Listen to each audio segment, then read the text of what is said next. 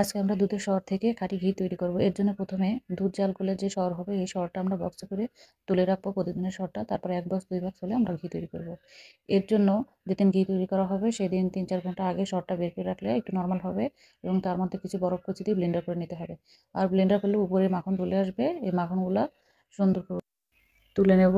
তো এভাবে বারবার ব্লেন্ডারের মধ্যে সর দিয়ে এবং কিছু বরফ কুচি দিয়ে ব্লেন্ড করে নেব, তাহলে মাখনগুলো উপরে চলে আসবে এবং এটা আমরা পানির মধ্যে দিয়ে রেখে দেবো বরফ ঠান্ডা পানিতে, তাহলে মাখনগুলো ছাড়বে না। তো সব মাখন যখন এক জায়গায় জমা হয়ে যাবে তখন আমরা এগুলো সুন্দর করে পানি দিয়ে ধুয়ে নেব যতক্ষণ না পর্যন্ত ফ্রেশ পানি বের হয়। ধোয়া হয়ে গেলে তারপরে আমরা এটা কড়াইয়ের মধ্যে দিয়ে জাল করব। অবশ্যই মিডিয়াম আঁচে, না হলে বেশি আঁচে জাল করলে ঘিটা নষ্ট হয়ে যাবে।